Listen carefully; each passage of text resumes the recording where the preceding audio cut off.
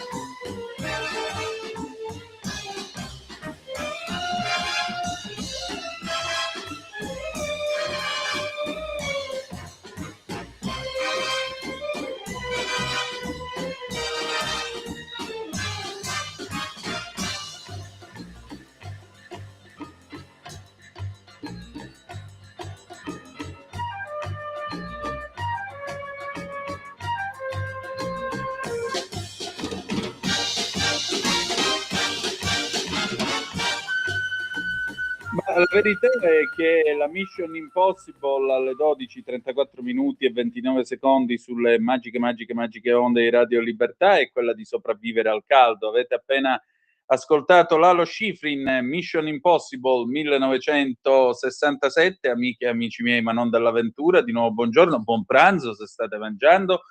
Siete sempre sulle magiche onde di Radio Libertà. Antonino Danna al microfono con voi per questa puntata di oggi, martedì 4 di agosto 2026. Santo Curato d'Ars, patrono di tutti i sacerdoti. Cominciò la nostra trasmissione, vi ricordo, date il sangue, in ospedale serve sempre, salverete vite umane, chi salva una vita umana salva il mondo intero. Secondo appello radiolibertà.net, fesso chi non lo legge, perché vi perdete un bellissimo giornale online dove ci sono liberamente i Giovanni Sallusti, il nostro direttore responsabile, gli auto da fede di Giulio Cainarca, la rassegna stampa di Semi Varin che per ora sto supplendo io, le videopillole e molto altro ancora. Vi ricordo altresì 340 670 9659 per le vostre zappe o WhatsApp che dir vogliansi, oppure 0292947222 se volete essere dei nostri. Il telefono è aperto da ora.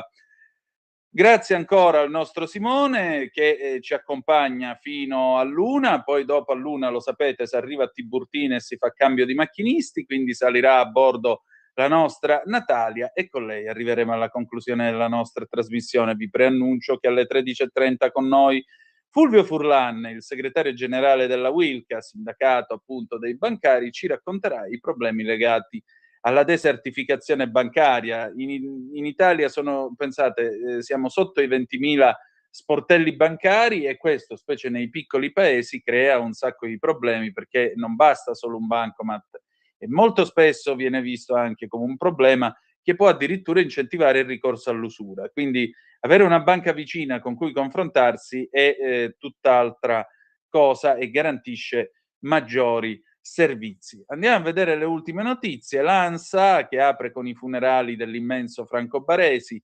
Ciao capitano, leggenda immortale. La curva sud al funerale di Franco Baresi, bandiere, cori, applausi per l'ex capitano rossonero.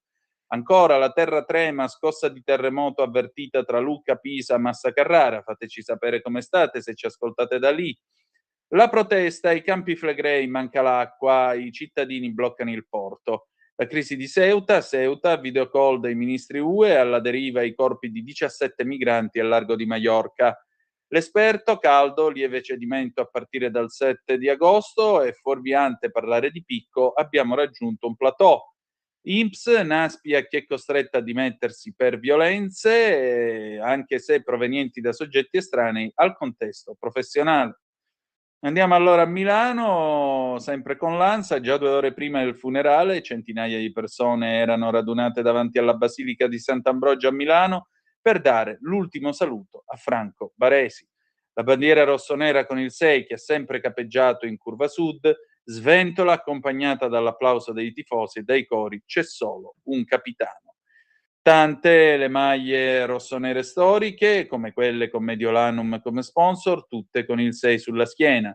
Un grande striscione è stato esposto dalla curva sud milanista nel palazzo davanti la Basilica di Sant'Ambrogio. Leggenda immortale, inimitabile bandiera che non smetterà mai di sventolare. Ciao capitano, recita lo striscione. Presenti anche tanti ex giocatori del Milan, come Mauro Tassotti, Alberico Ivani, Filippo Galli, Nevio Scala, Angelo Colombo, Marco Simone e Riccardo Montolivo. È arrivato anche il nuovo amministratore delegato del Milan, Massimo Calvelli. Ovazione per Paolo Maldini e Marco Van Basten all'ingresso della Basilica, con lui i 2 ex campioni rossoneri anche Mauro Tassotti e Pietro Paolo Virdis. Conoscete tutti le imprese sportive di Franco Baresi, sapete che cosa ha fatto e il segno che ha lasciato. Ricordo la finale di Champions vinta a Barcellona, non c'era un cerimoniale con i fuochi d'artificio. Il presidente UEFA dava la coppa e basta. Quando l'ha presa io l'ho sollevato e ho una foto di quel momento. Era felice perché dopo tante sofferenze col Milan lo aveva riportato dove lo meritava. Era orgoglioso di aver restituito ai 95.000 tifosi che erano andati a Barcellona una gioia grande, dice l'ex campione del Milan Giovanni Galli all'ingresso della Basilica per i funerali. Fischi per il proprietario del Milan Gerry Cardinale e per il presidente rossonero Paolo Scaroni invece al loro arrivo in Basilica. Alcuni tifosi hanno urlato vattene con diversi bu, fischiato anche il sindaco di Milano Beppe Sala. L'eredità è quella che riusciremo a cogliere perché i messaggi Franco Baresi li ha lasciati tutti, cercando di coniugare sempre la classe e lo stile con la semplicità dei suoi comportamenti. L'appartenenza alla famiglia del Milan, così come quella del calcio in generale, è il motivo per cui è amato da tutti e non solo dai tifosi del Milan.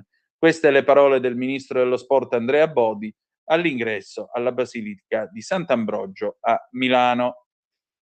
Andiamo a vedere adesso, dando un grande abbraccio a Franco Baresi e alla sua famiglia e sperando che Dio lo accolga.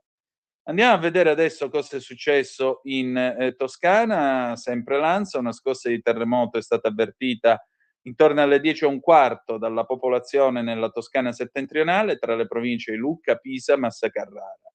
Così sui social il governatore Eugenio Giani che spiega verifiche in corso col sistema regionale. Il terremoto è stato di magnitudo 4.3 con epicentro a 7 chilometri da Pisa, spiega l'Istituto Nazionale di Geofisica e Vulcanologia. È stato a una profondità di 8 chilometri. La scossa è stata avvertita anche nelle province vicine di Lucca e Massa Carrara e fino a quella di Firenze.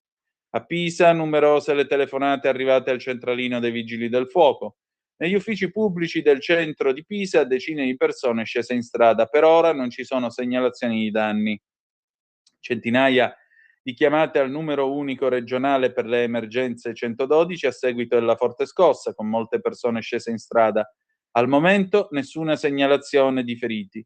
In corso alcune evacuazioni nella zona a scopo precauzionale. Ha scritto ancora sui social il governatore toscano Eugenio Giani. La Torre di Pisa e tutti gli altri musei e monumenti di Piazza dei Miracoli non hanno subito alcuna conseguenza in seguito a questa scossa. Le misure di sicurezza al momento sono invariate, tutti i monumenti restano aperti alle visite, senza alcuna controindicazione. Dopo la scossa in molti uffici pubblici, ma anche in altri privati e negozi, la gente è uscita in strada e dopo alcuni minuti di apprensione ha poi fatto ritorno alle normali attività. Meno male. Le 12, 41 minuti e 52 secondi. Vediamo invece questa benedetta ondata di caldo, sempre l'ANSA, l'ondata di calore in corso, già la quarta dell'estate 2026, non accenna ancora a placarsi.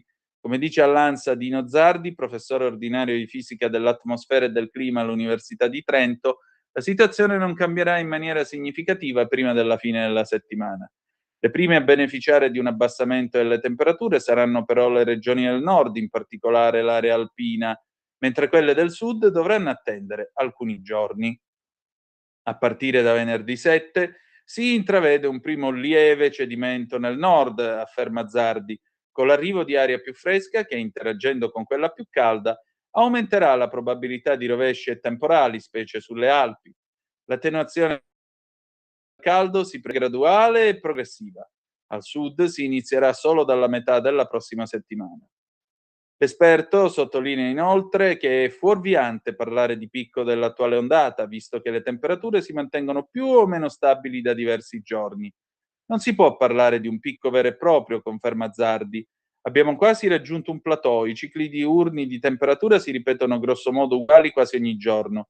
Possiamo dire che, salvo eventuali fenomeni locali come temporali isolati, le temperature più alte della norma continueranno fino al 6 di agosto, ossia finché l'anticiclone africano resiste.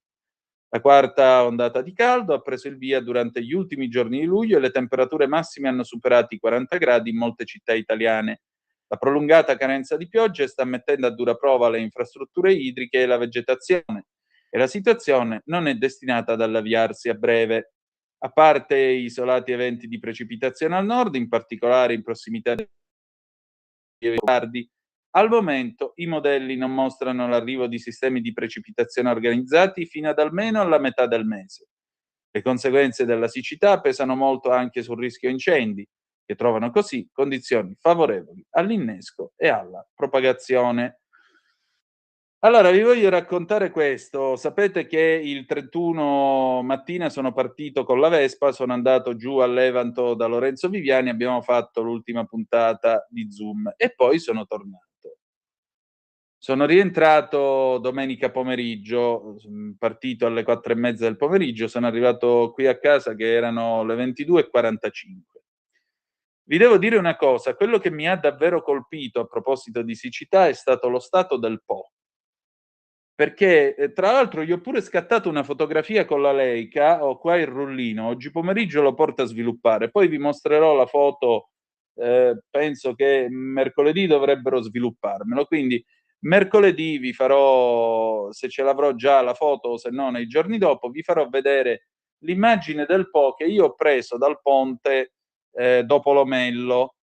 Sapete che la statale 211 che va da Novara fino a Novi Ligure e Tortona, a un certo punto attraversa il Po con questo ponte e, in particolare, insomma, non c'era nessuno, per cui ho detto: "Vabbè, visto che siamo qua, ora mi fermo e scatto una fotografia", perché tra l'altro che fosse il Po l'ho scoperto dal cartello stradale, perché tutto sembrava meno che il Po. Tutto il letto del Po non è altro che una distesa di ghiaia bianca e questa distesa di ghiaia bianca, sostanzialmente non ha nulla. C'è in fondo un po' d'acqua e, cioè sembra più un guado che il fiume più grande d'Italia. È una cosa veramente clamorosa, mi dovete credere. All'andata era di mattina, per cui vi dico la verità, è stato anche abbastanza facile scattare la fotografia. Al ritorno l'ho visto naturalmente nella golden hour del tramonto e, al tramonto io l'ho trovato, ecco, il ponte dopo Pieve del Cairo, per la precisione, perché è pratico dalla strada statale 211, e vi dico la verità, vederlo così con 'sta luce un po' obliqua lo rendeva ancora più impressionante. Perché, ripeto, sembra un guado da film western più che il fiume più importante d'Italia. Del resto, se mi posso sempre permettere, qui c'è il canale Villoresi che attraversa Castano Primo, la portata del canale è stata molto ridotta in questi giorni, è sceso anche il livello del Lago Maggiore. Quindi, diciamo che per adesso siamo abbastanza a secco. E poi dopo, come sempre, il 15 di agosto il tempo si rompe, come si suol dire, e a quel punto dovrebbe cominciare un periodo di pioggia che, se Dio vorrà, ci porterà intanto a stare tutti molto più freschi e secondariamente a rimpinguare tutti i bacini idrici, perché avere i fiumi pieni, i laghi pieni, soprattutto gli invasi artificiali, significa avere acque irrigue, significa avere l'idroelettrico, la corrente idroelettrica che come tale è una corrente alquanto pulita e alquanto utile. In questo paese si dovrebbero costruire molte più dighe, ma purtroppo c'è rimasto il retaggio del Vajont e i morti del Vajont, i 1910 morti del Vajont, molto spesso vengono tirati in ballo a sproposito ogni volta che si parla di costruire una diga. Se si fanno i rilievi come Dio comanda e non come vennero fatti al TOC, magari si evitano le paleofrane e si evitano 2000 morti. Magari. Visto e considerato che le altre dighe che sono in servizio in Italia non hanno ammazzato nessuno, mi pare, negli ultimi 63 anni. Tra l'altro, non so se avete letto sui giornali il mese scorso c'è stata una polemica sulla possibilità di riattivare o comunque di utilizzare il flusso di acqua che viene giù dal lago del Vajont. Sapete che malgrado la frana è rimasto un pezzo di invaso ancora attivo, poi c'è la galleria di sorpasso che attraversa il fianco destro, la sponda destra di quello che era il bacino artificiale sotto Erto e sotto Casso e poi sbocca in fuori. L'idea è che si possa mettere una turbina da quelle parti in modo tale da generare corrente elettrica anche con questo flusso d'acqua che arriva dal Vajont. Posso permettermi? Io non lo farei, mi sembrerebbe irrispettoso dei morti. La diga deve restare come monumento di come non si fanno o meglio, di dove non si fanno le dighe, perché come è stata fatta, lo dice pure Paolini, Marco Paolini nella sua bellissima orazione civile, cercatela su YouTube, c'è anche su Rai Play, l'orazione civile per il Vajont di Marco Paolini. La diga è stupenda. La diga è stata un'opera di ingegneria, veramente una delle 7 meraviglie del mondo moderno negli anni '60. Tant'è vero che la diga, costruita a dovere, ha retto l'onda di frana e ha retto soprattutto il fatto che il TOC l'è franata addosso e ci si è appoggiato. Non è scoppiata. Se la diga si fosse distrutta, se la diga fosse esplosa per effetto della frana, probabilmente la violenza del colpo sarebbe stata ancora più alta e ancora più disastrosa. Però a maggior ragione, ribadisco, quello è un monumento ormai, è un monumento funebre. Non si può usare come centrale elettrica. Sarebbe come, faccio un esempio banale, sarebbe come se qualcuno si mettesse in testa di tirare fuori dalla teca la Fiat Croma blindata, quel che ne resta, di Giovanni Falcone e la ricostruisse per rimetterla in funzione per strada. Sarebbe irrispettoso. O sarebbe come chiudere tutti i buchi che ci sono nell'alfetta della scorta di Via Fani, che è stata amorevolmente restaurata dalla polizia ed esposta nei mesi scorsi, e metterla di nuovo in servizio, farla usare tutti i giorni. Questo sarebbe irrispettoso. L'alfetta di Via Fani è stata restaurata a dovere, ma resterà ferma come monumento di ciò che è stato in Via Fani il 16 marzo del 1978 con il sacrificio dei morti di Aldo Moro. Quindi, se mi posso permettere, ci vorrebbe il rispetto dei morti del Vajont e quindi quell'acqua lasciatela scorrere e basta. Non va sfruttata per produrre energia idroelettrica, per quello che mi riguarda.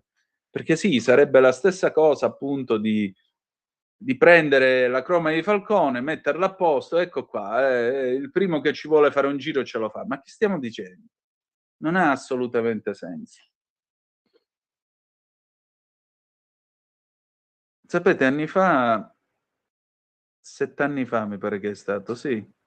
Io facevo ancora il garage dell'Alfista in versione cartacea e sono andato a intervistare questo nostro lettore, Mitia Quagliano, lo voglio salutare, che ha una bella collezione di Alfa Romeo a Belluno. Poi quando sono uscito da Belluno ho visto, volevo andare a pigliare l'autostrada, ma ho visto davanti a me il cartello Longarone 10 chilometri.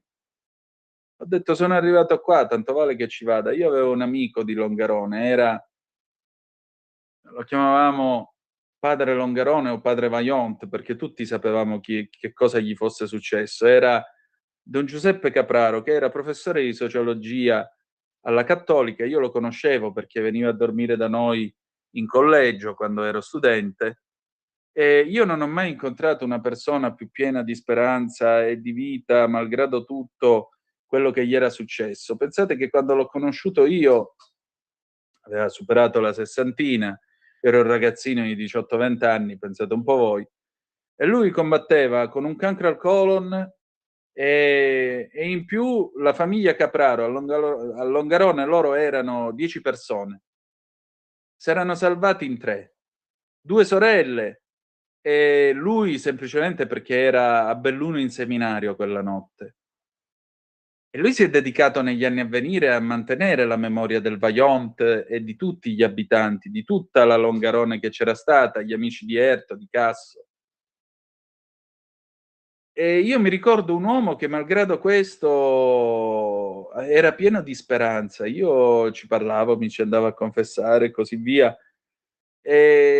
Lui mi diceva sempre con 'sta cantilena veneta, rideva persino del tumore che aveva, faceva: "Tonino, a me han spaccato il culo e allora sai me trovo con la protesi qua e là", e poi mi diceva: "Ma stai tranquillo, io non morirò de cancro, morirò de cuore", ed è morto poi di cuore. E però io non gli ho mai sentito dire una parola di rabbia, di cattiveria nei confronti di ciò che era stato. Era stato e basta, e lui aveva questa bellissima speranza cristiana, il perdono cristiano. E poi uscì il film di Renzo Martinelli, Vajont, La diga del disonore, e gli chiesi che cosa ne pensasse e lui mi disse che era stata un'onesta ricostruzione storica. Quindi se vi capita datela un'occhiata a questo film, perché è un interessante apologo di come voler correre su una montagna di soldi, come scrisse Mario Pancini, il direttore della diga, che poi si è suicidato prima del processo. Dice: "Sapevamo tutto e l'abbiamo fatto per una montagna di soldi". Ecco, a maggior ragione, io credo che non si debba utilizzare quell'acqua per produrre corrente elettrica. Ce n'è altra che si può produrre, che non porta la memoria di questa buona gente che è stata spazzata via all'improvviso così. E mi ricordo che poi sono andato al cimitero, il cimitero è a Fortogna, no, hanno fatto queste lapidi che sono lapidi simboliche, non ci sono i corpi sotto. C'era la lapide di un bambino di 10 anni, mi ricordo, poteva avere l'età di mia figlia, mi sono fermato, pregato, poi sono entrato e stava chiudendo il museo con gli oggetti che ci sono. E ci sono tutte queste casse, dentro ci sono le posate d'argento e tu vedi proprio le povere cose, perché i veneti e i meridionali sono fratelli, noi siamo fratelli, ci ha fatti fratelli la fame che abbiamo incontrato nell'emigrazione in tutto il mondo, perché dovunque trovavi all'estero, in America Latina come in America del Nord, c'eravamo noi meridionali e i veneti e i nostri fratelli veneti. E la differenza è che però i fratelli veneti hanno saputo rendere la loro regione una potenza economica, ma questo è un altro discorso. Però la fame ci ha fatto fratelli. E tu vedevi queste casse di argenti, no, quest'Italia povera, come nel sud, quando ci si sposa, almeno una volta si faceva fino a 60 anni fa, che esponevano tutta la dote della sposa, quindi anche gli argenti, le cose per chi andava a visitare, i nubendi. E poi c'era una cosa tutta intorcinata con le ruote. Io lo so com'è fatta una Fiat Topolino, ma che fosse una Topolino l'ho scoperto dalla targhetta che, spiegava cosa fosse, che l'avevano ripescata nel Piave. E poi c'era mi ricordo, io finché campo non me lo dimentico, c'era un quaderno di terza elementare, di una bambina. Longarone, 9 di ottobre 1963. Tema: parla della tua mamma. La mia mamma è buona, mi vuole bene, ma quando io mi comporto male si arrabbia e mi picchia.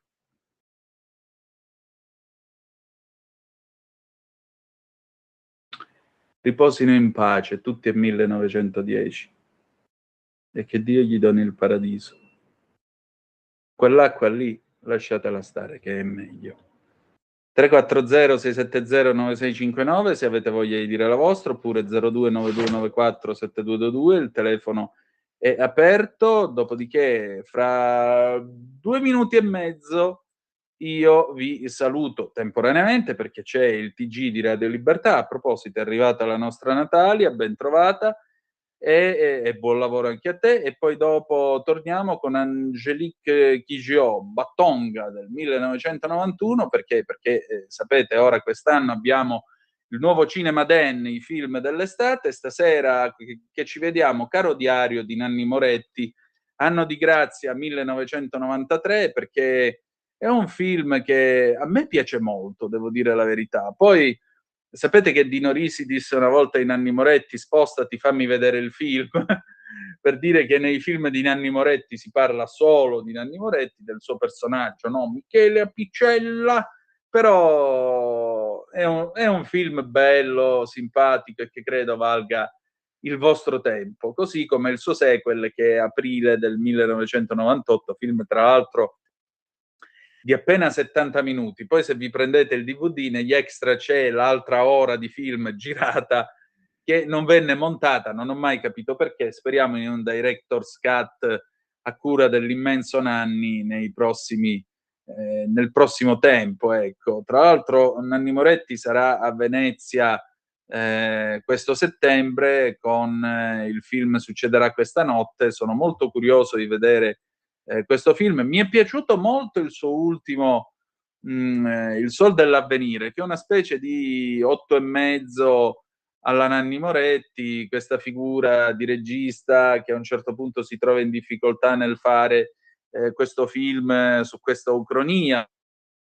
con il Partito Comunista che si schiera contro quello dell'Unione Sovietica al tempo dell'invasione dell'Ungheria, e poi alla fine c'è questa sfilata con tutti i vari personaggi, gli attori che hanno recitato nel tempo con Nanni Moretti, che un po' ricorda il girotondo di Federico Fellini. C'è Gerardo, c'è insomma una bella pellicola, devo dire la verità. Anche Margherita Bui, molto gradevole in questo film. C'è Nanni Moretti che balla, che come lui dice in Caro diario, perché veder ballare è bello, ma saper ballare è tutta un'altra cosa. Proprio vero. Pausa e il TG di Radio Libertà. A dopo.